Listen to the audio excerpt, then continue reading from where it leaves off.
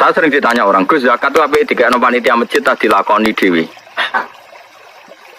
Nah, kue takok dengki apa takok api-apian namanya. Nah, kue dengki apa yang komentari panitia masjid, tak jawab apa yang masjid. Dan sifat dengkimu buat lawan dewi.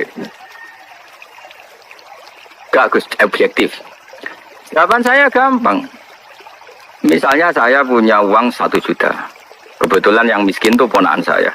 Atau orang yang tidak wajib saya tanggung. Jadi zakat itu kan nggak boleh diberikan orang yang wajib ditanggung. Misalnya anak istri kan wajib ditanggung. Tapi kalau ponakan misanan kan sudah ndak tanggungan, ndak wajib maksudnya ya boleh dilakukan. Maka aturannya Quran jelas dahulukan dil kurba, orang yang punya unsur apa? Dan saya tahu kalau saya kasihkan masjid 1 juta dibagi 1 kampung itu nanti ponakan saya untuk selawehu. Itu orang kena tuku beras. Tapi saya sendiri yang memberikan iso keduman 300.000-an dan atau keduman 1 jutaan. Saya harus mengasihkan langsung dengan cara ini corong Jawa kemoto, pemberiannya kemoto. Tapi ada ulama yang cara berpikir tidak seperti itu. Min awalil amri zakat itu harus merata. Wes arah kemoto lah sementing sak desa keduman. Kayak manuk doror Allah. Termasuk mazhab Syafi'i yang dikontrol oleh ashabnya adalah mazhab ini. Ini dengerin yang ada di Mu'in di Yana. Zakat itu asnafnya akan 8. Bintang 8 ini anggap saja di era modern tinggal berapa sekarang. Yang permanen ada itu fuqara, masakin. Amil tidak mesti ada. Saya itu ya tidak yakin kalau amil di masjid itu amil betulan. Wong mau nyateti terus rame-rame mbek rokokan ngenteni wong daftar. Kadang ya ana lanang wedok ya mau pacaran bobo ya ora roh lah. Pokoke sebagian iku ya ora islami banget. Ambek rokokan ngenteni pani apa wong. Dulu itu amil tak ceritani ngeten nggih, Pak. Dulu amil itu Nabi itu hidup di Madinah.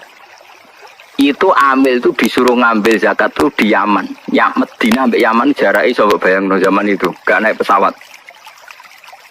Sehingga cara untuk jajah zakat tuh ono pantese. Tapi kalau ambil sekarang di masjid-masjid itu kangelan tau, tengok-tengok berokokan, terus ono sing nyugoi kopi, terus disita itu sidik-sidik ngono iku terus. Lah iya misalnya terus ono Kiai Mustofa Dar, iku yo amil Gus, era modern ngene iki cukup darane amil. Yo ono bener yo nyatane amil tenan. Terus sekolah di pendapat ora amil. Ngono-ngono tok wae kok bokai. Karo dene sebagian mereka yo wong mampu S1. Kadang jurusan ekonomi, konto zakat, oke. Nah terus, misalnya satu zakatan di masjid itu ada 2 pintal. 2 pintal berarti berapa kilo? 200 kilo, ke? 200 kilo, wong kere ning desa iku 400. Enggak tak latih kowe ben pinter, senengan mau ngaji swarga neraka, tak latih ben utekmu bener. 200 kilo, sing wajib dizakati 400, berarti untuk piranan? 1/2 kilo. 1/2 kilo itu kayak pakanan doro. Napa?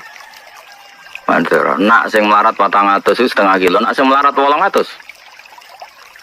Seberapa? Saiki atuk ora rata wong tuk kemoto 20 kilo, timbang rata tapi wong koyok manuk doro. Yaiku untuk beras. Seberapa? Iku apa kanane manuk doro? Ayo jawab saya, harus iso jawab. Ini jenenge bener-bener khilaf. Yang mengatakan takmim harus rata biar adil ya masuk akal. Biar podo-podo pikir kok gak dibagi. Tapi ana ulama darani atuk ora dibagi rata, sing penting kemotong regani wong. Piye-piye faktor zakat iku ana ikrame, kala bala tukrimun al yatim. Nak ngekeki ana mulyanane, wong dikeki 1/4 kilo iku mulyana tangannya. Mulane wong ku mikir. Paham? Paham tenan to ora? Lah ngono iku jenenge istihad. Istihad tuh mirip-mirip. Iku jenenge ra'yu nasabun yahtamilul khata' wa ra'yu ka khata'un yahtamilus. Pendapatku iku bener tapi yo mungkin salah, tapi kayakku salah tapi mungkin. Misalnya aku fatwa, wong elek iku haram tok wong elek. Ya ono mirip bener. Mergo anak ra melok-melok dadi elek banget. Misalnya aku ujug-ujug istihad fatwa. Wong lanang weli iku haram untuk wong wedok weli. Karena anak ra melok-melok dadi elik banget. Misalnya aku fatwa ngono. Ini kan demi kemaslahatan jangka panjang biar gak ada generasi Islam sing elek banget. Kira-kira fatwa itu mungkin benar enggak? Mungkin. Terus ono sing bantah, ora ono hadise. Pemene sing kira-kira sing bantah Albani, mana hadisnya? Enggak ada pegangannya. Misalnya aku Albani, sidik-sidik kan nyempriti hadis. Nah. Ya ono bener. Terus ana wong nek sing pendapat aja geman untuk wong sugih. Biasane wong untuk wong sugih iku diburohno. Wong alim untuk wong wedok sugih diburohno. Ya ana bener e, rata-rata wong kere diburohno wong sugih. Ya kadang ya ana salah e, atuk diburohno lah numpak Innova timbang majikan tapi satpam. Misale, ya ana miripe. Itu pendapat asal tidak masalah iman dan Islam, kafir dan tidak kafir. Iku sawabun yahtamilul khotok wa khotoun yahtamilus sawab. Sehingga mulai dulu ulama itu kalau khilaf itu ya biasa-biasa, ketemu koncone sing khilaf itu ya biasa. Imam Syafi'i itu pernah sholat di masjidnya Abu Hanifah ya ada kunut, padahal beliau orang sangat-sangat mensyariatkan kunut. Abu Hanifah sudah meninggal. Karwanis kapundut ditanya, lima adalah taknutu ya Syafi'i ya Abu Abdillah Jolani ikroman lihadal madhab, aku ngerkani madhab iki. Terus tonton meneh, iki kowe nek ora paham bangetan.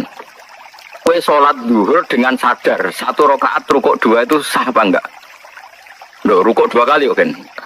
Di rakaat ula, kowe rukuk 2 kali sah ndak? Menambahkan 1 rukun rukuk. Enggak sah. Salat itu batal dengan menambahi 1 rukun. Jadi kan rukuk 2 kali, salat zuhur lho. Sah enggak? Enggak sah. Nambahi sujud 3 kali. Tidak sah, karena termasuk sholat itu batal dengan menambahkan 1 rukun yang amdan sengaja. Sekarang saya tanya, sholat mayit itu modelnya di sini takbirnya berapa kali?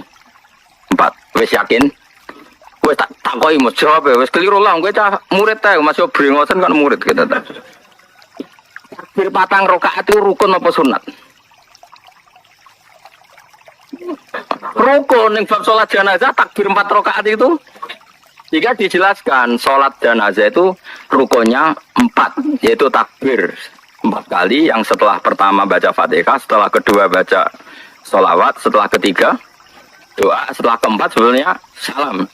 Tapi kayak Indonesia doa enggak jadi ngomongnya. Sebenarnya di Mekah di mana-mana setelah takbir keempat itu langsung takono sing tahu-tahu haji ya, bertakbir keempat sing tahu umroh. Nah, di Mekah langsung salam atau bebo dongo. Langsung salam. Nek teng Indonesia dongo. Jadi dungane pembidun aneh. Sudah sampean yakin kalau 4 tadi rukun? Tak latih fikih. Kemudian ada orang yang sholat takbir sampai 5 kali atau 6 kali, batal enggak dalam sholat jenazah? Loh enggak jawab. Rata-rata ulama mengatakan tidak batal karena Allahu Akbar mujarradu zikri. Iso wae dekne nambahi Allahu Akbar niat rukun tapi mujarradu zikri. Wong zikir kok ora oleh. Tapi ada ulama mengatakan dalam konteks sholat jenazah takbir itu sudah rukun, sehingga kalau nambah itu ya batal, berarti nambahi rukun. Nah, itu jenis pendapat ini ya mirip bener mirip. Lah wong awam-awam kowe ora dadi dhuwit kok geger, wah iku perelek meneh. Elek wong ya kowe iku, anggere menyangkut dhuwit ngono ae kok geger. Mergo ora dadi dhuwit. Wong elek meneh kan rokok, ngomongan niku mari rokok. Lah seperti itu terus tak bedheki meneh misale. Enggak jawab ya. Ben kowe ora terlalu dadi ekstremis. Kowe sholat maghrib lah atau sholat isya atau sholat apa saja. Aku kan sering sholat maghrib teng mriki makmum Mustafa misalnya. Setelah Mustafa salam pertama, yang menjadi rukun sholat itu salam pertama apa kedua? Tidak jawab saja. Pertama. Terus Mustafa jenggot ini Mustafa. Tapi jenggot itu sunat tuh, muni jenggot mau ngenyak mau ngelem raro aku.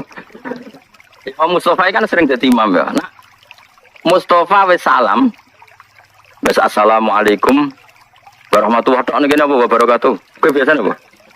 Warahmatullahi sauni-unimu masuke. Assalamualaikum warahmatullahi. Mustafa salam. Ketika Mustafa Salam statusnya dia keluar dari sholat apa masih sholat? Tidak, jawab saja. Keluar dari sholat. Itu ada ulama mengatakan kalau makmumnya kesuwen duduk karena menunggu Mustafa Salam kedua, apa mana nak kesuwen rondok banget, maka sholatnya makmum batal. Karena dia menggantungkan sholat sama orang yang sudah tidak sholat. Masuk akal orang? Nah, ini cerita saja. Pendapat itu masuk akal enggak? Masuk akal. Bagaimana mungkin orang yang masih sholat menggantungkan hubungan sholat sama orang yang sekarang sudah ada? Itu makmum sopo, makmum sopo. Lah saya kira orang sholat kok buat makmumi. Aneh enggak makmum orang sama orang yang sudah ada sholat? Aneh enggak?